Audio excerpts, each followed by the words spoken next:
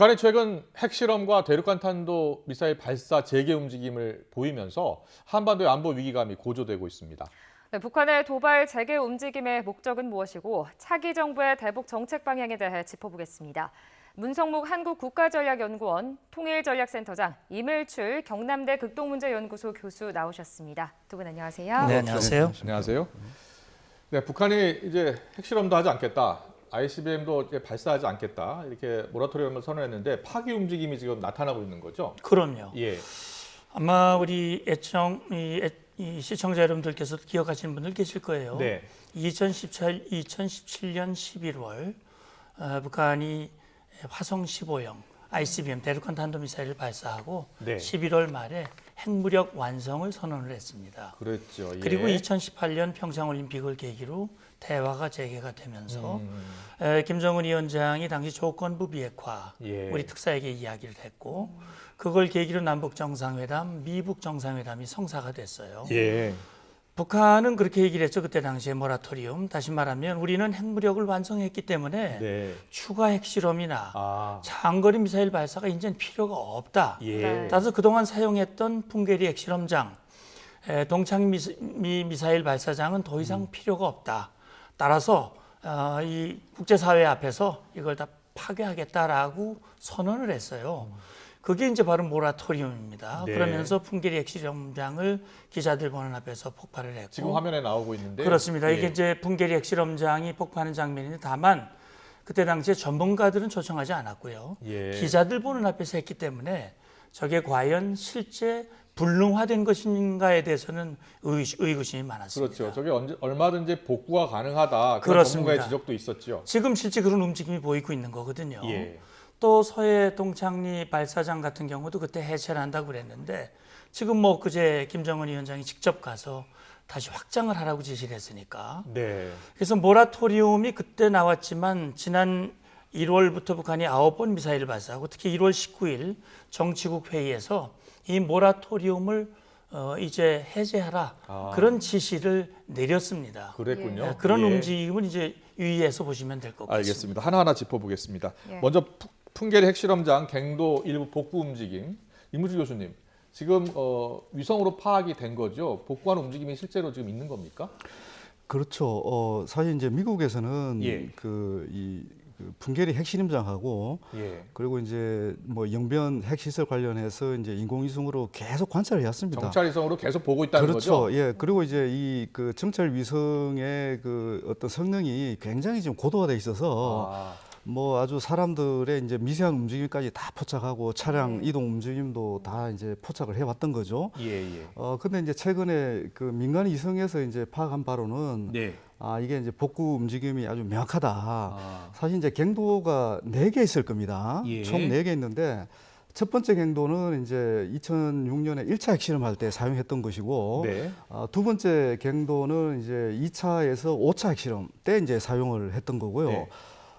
그러다 보니까 이제 3호, 4호 갱도가 만약에 이제 추가 핵실험하면 사용할 가능성이 있다. 그래서 이제 그 부분이 이제 복구될 가능성이 이제 높다. 뭐 예. 3개월에서 6개월 사이에 복구될 수 있다. 이런 얘기가 지금 나오고 있는 상황이죠. 알겠습니다. 예.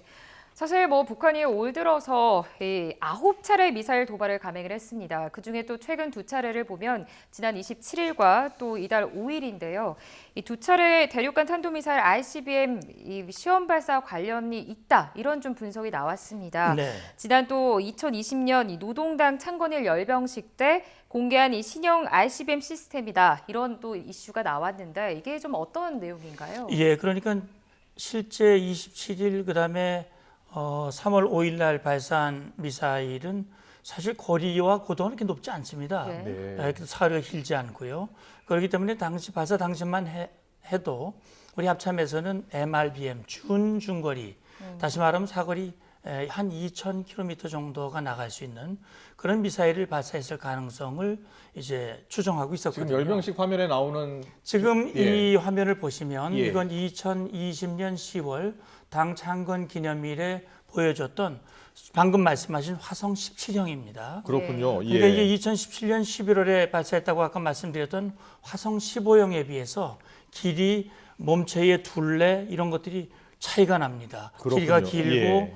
굵고요. 네. 이 얘기는 뭐냐면 그만큼 사거리를 멀리 보낼 수 있고 그다음에 이게 굵다고 하는 것은 탄두를 여러 개 실을 수 있는 그런 장거리 ICBM입니다. 예. 그렇군요. 그래서 예. 그때 당시 전문가들의 판단은 이것은 전 세계 미국, 러시아도 갖고 있지 않은 아주 정말 괴물형 ICBM이다. 아. 이런 얘기를 했는데 예, 예. 이번에 27일, 5일 날 발사한 이 북한의 미사일이 네. 바로 화성 17형의 동체를 이용을 해서 아. 이 ICBM 발사를 위한 그런 준비 과정이었다라고 하는 것이 한미 정보 당국의 공통적인 판단입니다. 그렇군요. 근데 북한은 그걸 ICBM이라고 얘기를 안 하고 예.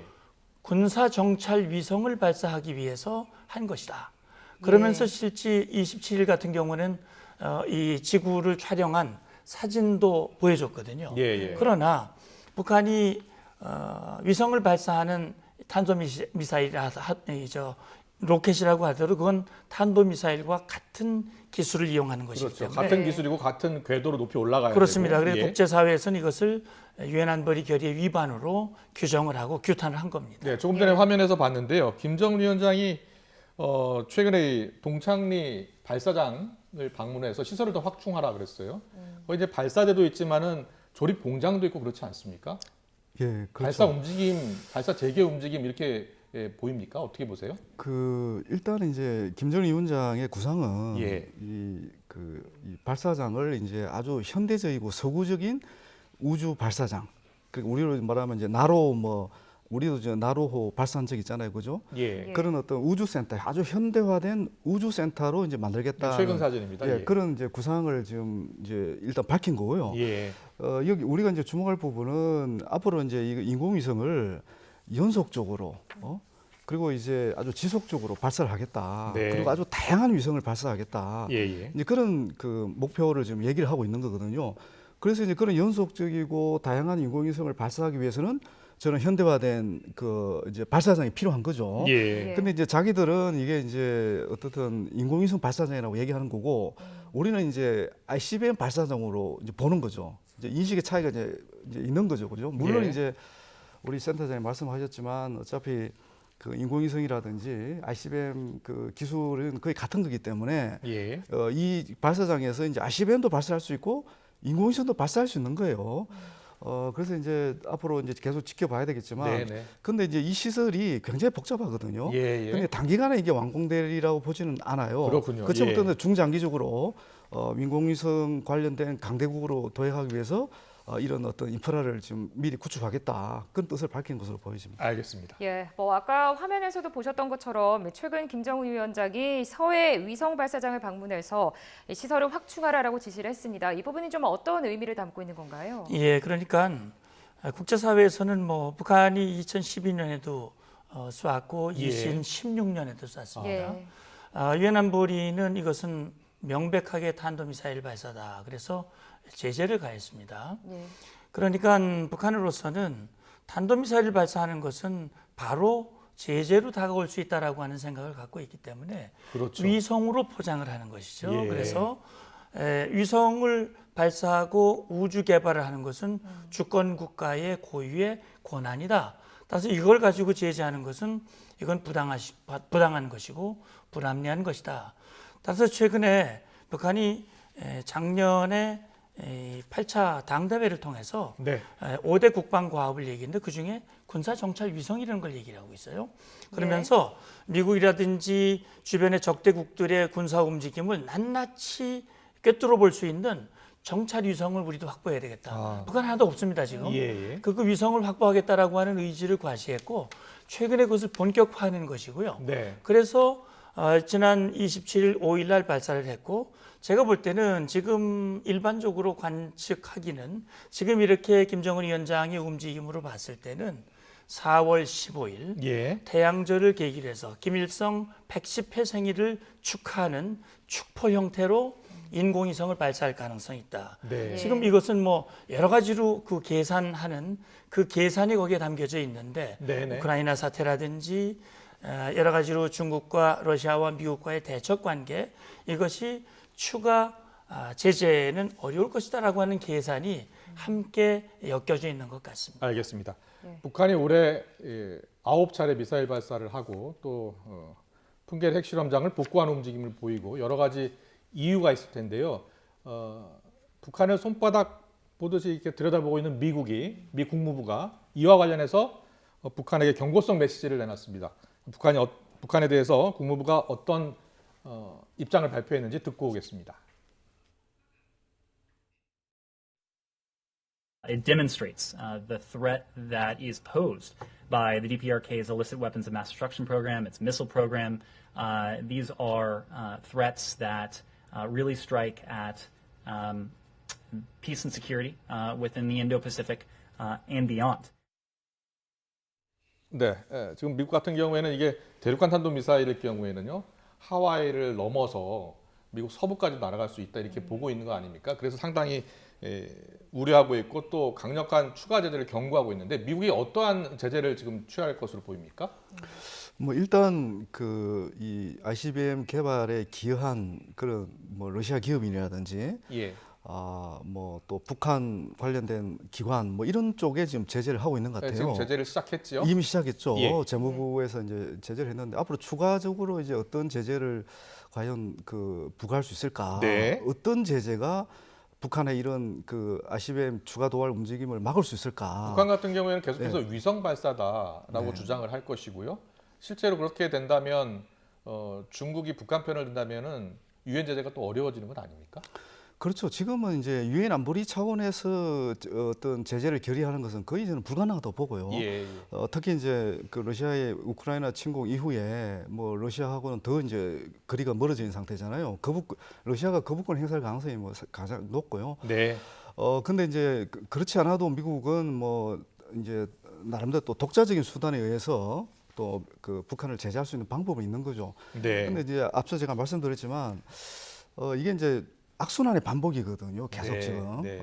북한이 이제 도발을 하고 그럼 그 도발에 대해서 미국은 제재를 하고 또 북한은 더 큰 도발을 하고 미국은 네. 또 더 큰 제재를 부과하고 이런 식으로 계속 지금 악순환을 지금 계속 반복하고 있는데 중요한 것은 이 악순환의 고리를 끊는 어떤 근본적인 뭐 제재든 뭐 예. 외교든 이제 그런 방법을 지금 적용을 해야 되는데 아직 그런 거는 보이지가 않고 있어요. 네네. 그냥 충분히 예상할 수 있는 또 다른 악순환 이런 것들이 이제 저희처럼 이제 북한 전문가가 보기에는 상당히 우려스러운 그런 부분들이죠. 북한이 이렇게 미사일 발사 재개 움직임을 보이고 핵실험을 다시 할 움직임을 보이는 것은 미국에 대한 메시지 아니겠습니까?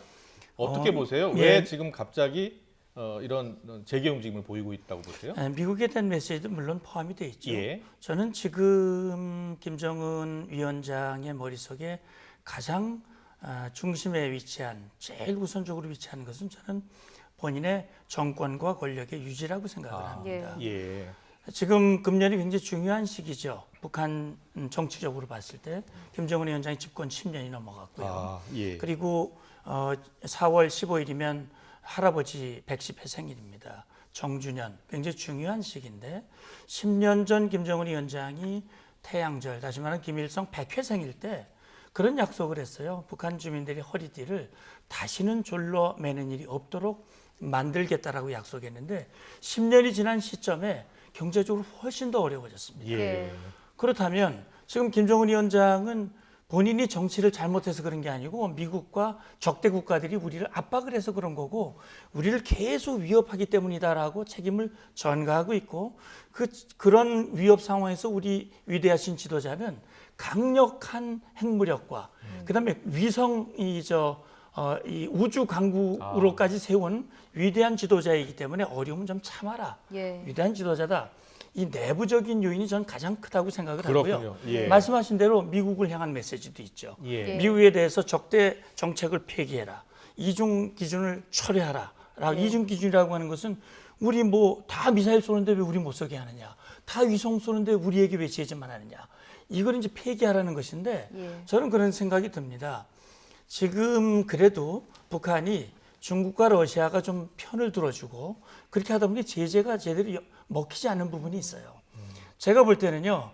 그동안 트럼프 이 대통령 정부를 거치면서 또 우리 정부도 사실 북한에 대해서 제재를 강화하기보다는 풀어달라고 요구를 했고 예. 그런 상황이었기 때문에 제가 볼 때는 아마 미국이 유엔 안보리 제재가 안 되면 세컨더리 보이콧 그 카드를 꺼낼 가능성이 있습니다. 예. 다시 말하면 북한을 도와준 러시아나 중국이나 그 외에 다른 기업이나 이 기관에 대한 예. 강력한 제재가 다시 들어갈 가능성이 있다고 봅니다. 알겠습니다. 네, 그런데 이 미국이 제재 조치와는 좀 별개로 언제든 북한과 그래도 대화를 할 가능성은 있다라고 계속해서 입장을 좀 반복해서 내놓고 있습니다. 북미 간의 대화가 이뤄질 가능성은 없다고 보십니까? 뭐 가능성을 배제할 수는 없습니다. 그건 김정은 위원장의 결단에 달려 있습니다. 예.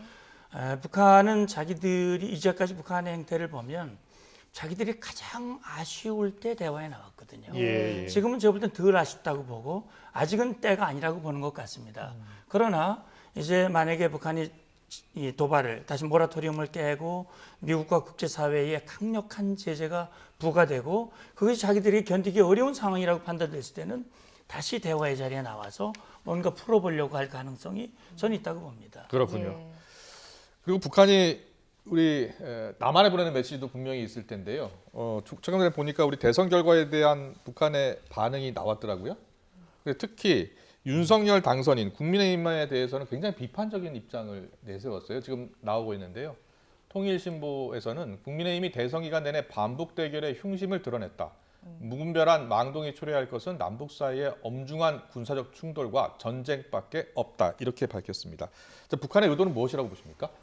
일단 북한은 그 윤석열 그 당선인의 이제 공약을 계속 지켜봐 왔을 거 아닙니까, 그죠? 예. 근데 이제 그 북한이 봤을 때 상당히 이제 좀 이제 만족스럽게 생각할 수 없는 부분들이 이제 많다고 보는 거예요.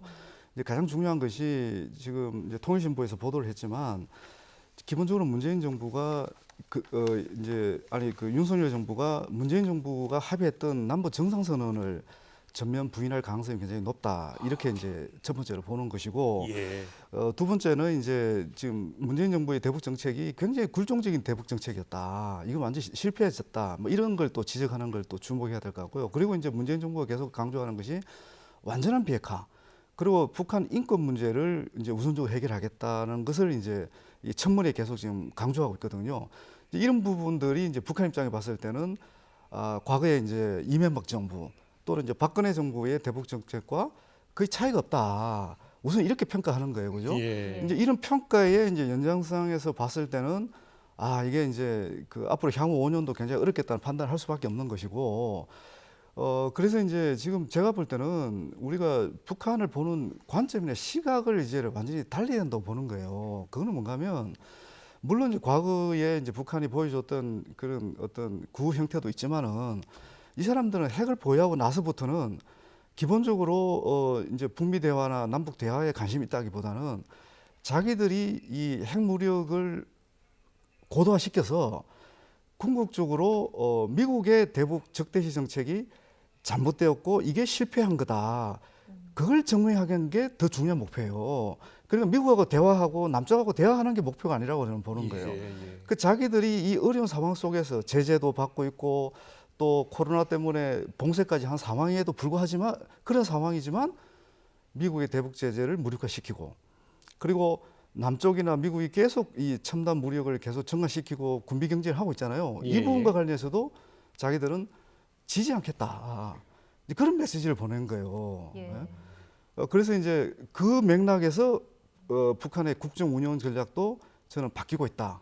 많이 달라졌다. 이렇게 저는 보는 거죠. 그렇군요. 네. 또 뭐 북한이 최근에 금강산에 있는 해금강 호텔을 해체하고 있다 이런 소식이 전해졌습니다.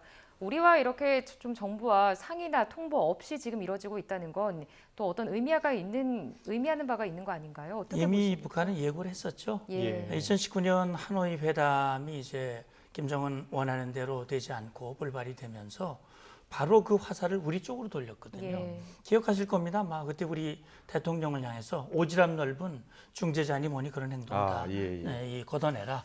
그리고 이제 사실 김정은 위원장이 남북 정상회담에 2018년에 3번이나 했어요.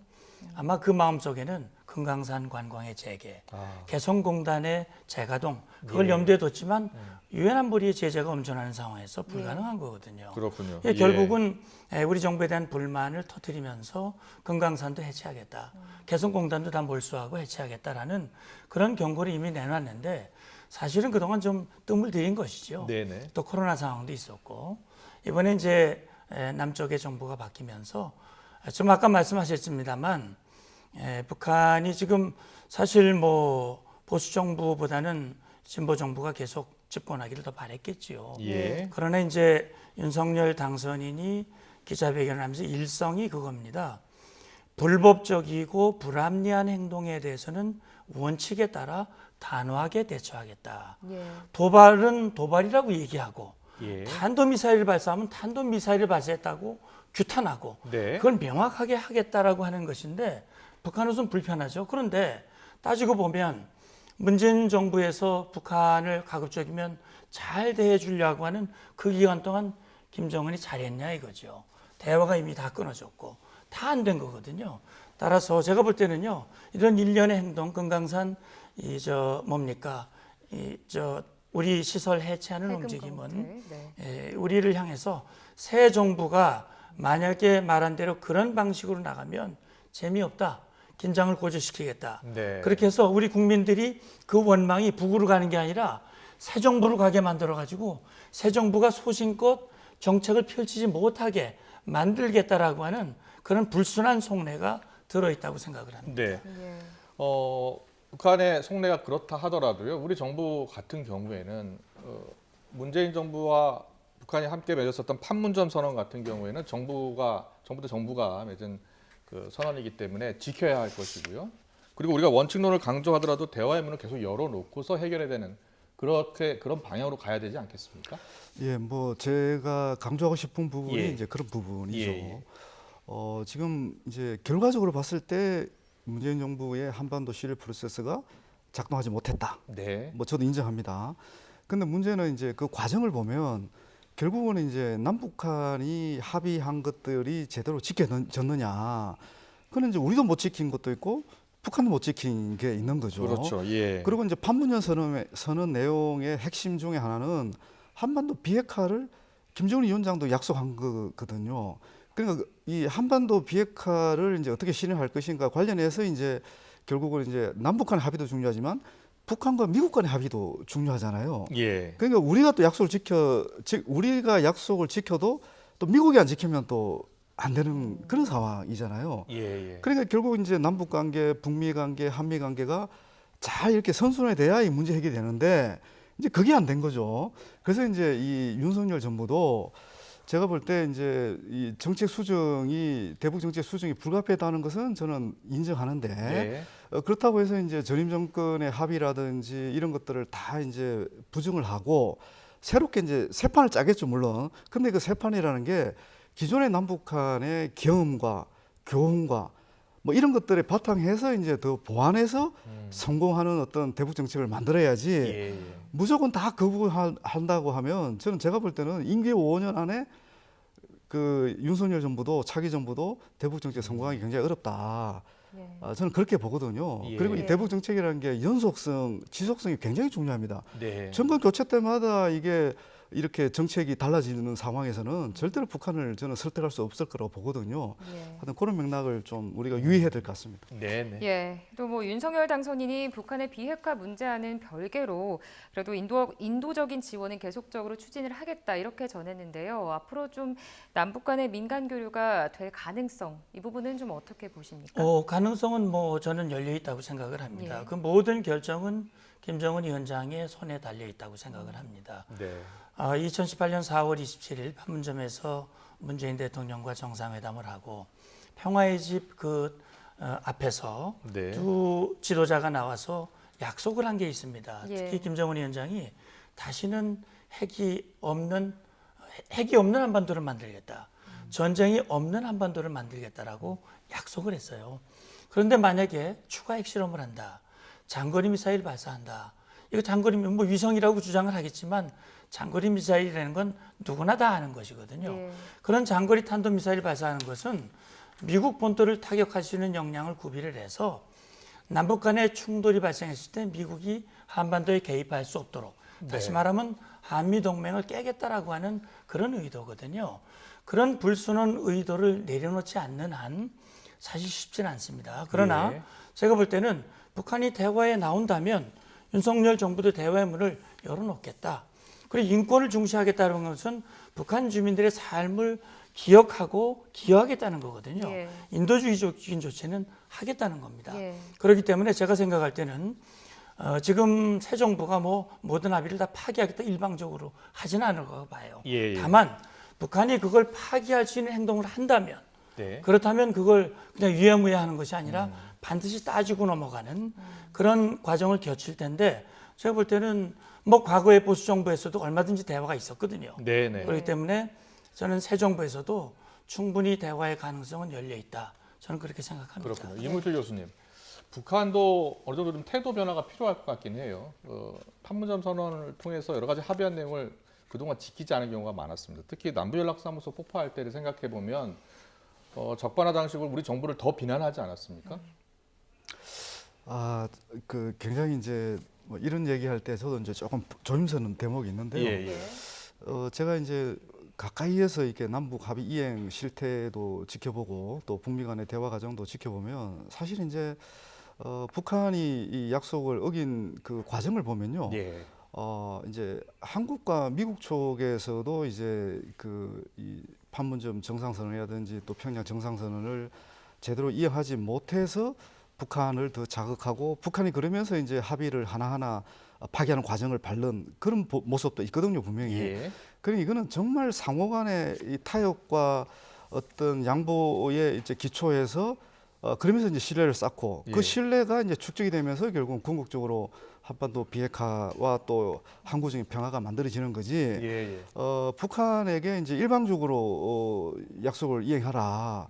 그렇게 촉구만 해서는 저는 이 문제는 영원히 풀리기 어렵다. 그리고 우리가 지금 이제 북한의 남북 관계든 북핵 문제든 본질적이고 근본적 문제를 지금 건드리지 못하고 있어요. 뭐죠? 뭐 예를 들면 이제 한미 군사 훈련 이런 부분이잖아요, 그죠?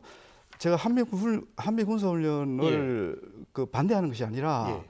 북한이 계속 한미 군사 훈련을 문제시하고 있잖아요, 그죠? 네. 그리고 지금 당신들은 계속 첨단 무기를 개발하고 반입을 하고 대규모 훈련을 연속적으로 계속 벌리고 있는데 우리만 가만히 있어라. 우리만 손발을 묶어놓고 우리는 가만히 있어야 된다. 이렇게 얘기를 할 경우 과연 그게 합리적인 설득 논리일까?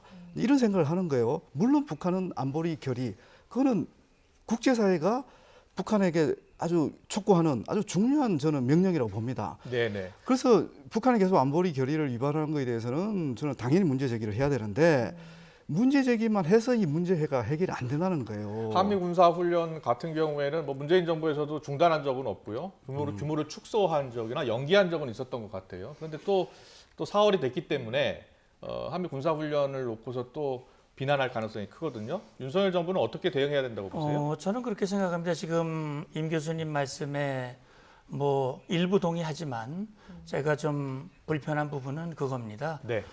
북한이 합의를 안 지킨 게 한미가 뭔가 피해를 주었다. 한미의 책임이 있다라는 식으로 오해될 수 있거든요. 아니, 예. 아니 그렇게 보시면 예. 안 되고요. 그래서 이제 그 그렇지 이제 않으리라고 저는 선후 관계를 생각하지만 보면 상호 이제 그런 그 어떤 현상과 또 그 원인 관계를 계속 이렇게 저는 연구자잖아요, 그죠? 예. 그걸 살펴보면 북한이 예를 들면 선도적인 어떤 실내구조 조치를 취했잖아요. 예를 들면 동창리 미사일 발사장을 먼저 폐기하고 또 풍계리 핵실험장을 폐기하고 예. 뭐 그런 여러 가지 자기들은 선제적인 실내 구축 조치를 취했다. 예. 거기에 대해서 미국도 약속한 게 있는데 미국은 약속을 안 지키고 있다. 이렇게 얘기하잖아요. 그래서 저는 객관적인 중립적인 입장에서 그러면 진짜 우리가 그 약속을 안 지키는 이유에 관련해서 또 북한한테 설명을 하고 북한을 설득해야 된다는 거죠. 예, 그 제가 예, 뭐 시간이 말씀하세요. 없기 때문에 예. 그래서 저는 그렇게 봅니다. 선제적인 신뢰 조치라고 얘기를 했는데 풍계리 서해 이 발사장 같은 경우 쇼를 한 것이지 실제 완전히 불능하신 게 아니거든요. 예. 그런 부분이고 두 번째는 사실 미국도 북한을 배려한 겁니다. 다시 말하면 3대 그 연습이 중단됐잖아요. 네. 키리졸브, 포리글, UFC 다 중단됐습니다. 지난 4년 동안 미국의 전략자산 한국에 안 들어왔어요. 이것은 북한에 충분히 우리가 신뢰 조치를 상주식 취한 거나 다름이 없습니다. 네네. 지금 한미연합연습 저 컴퓨터 시뮬레이션 연습이에요. 예. 근데 북한은 그것만저도 완전히 없애려는 겁니다. 그건 뭐냐면 한미 동맹을 완전히 무력화시켜서 그들이 원하는 대남 전략 목표를 달성하겠다고 하는 것이기 때문에 북한이 그걸 포기하지 않는 한은 매우 어렵습니다. 따라서 저는요, 한미 동맹과 남북 관계는 병행하는 겁니다.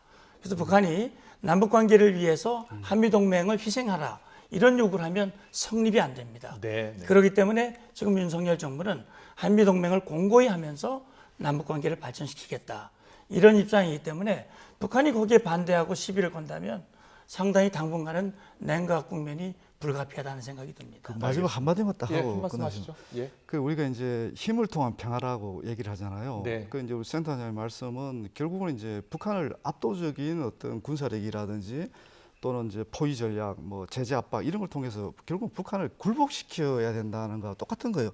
왜냐하면 북한이 정말 선의를 가지고 타협하고 양보하면 문제 해결이 벌써 됐던 거 아닙니까? 그죠? 네. 근데 우리가 계속 그런 식의 접근을 하니까 북한이 더 반발하는 거고 전쟁 분위기를 만드는 거고 또 막 이렇게 첨단 무기를 계속 개발하고 그 이런 부분 이런 악순환을 한번 좀 근본적으로 네. 한번 해소할 수 있는 방안을 한번 우리가 한번 진지하게 성찰해 보자 그런 의미였습니다. 알겠습니다. 네. 알겠습니다. 오늘 두 전문가 모시고 북한이 최근 이제 모라토리엄 파기 움직임을 보이고 있는데 실제로 어떻게 움직이고 어떤 목적이 있는지 그리고 새 정부가 어떻게 이 남북관계 발전 방향을 모색해야 하는지 두 전문가와 함께했습니다. 잘 들었습니다. 오늘 말씀 고맙습니다. 감사합니다. 고맙습니다.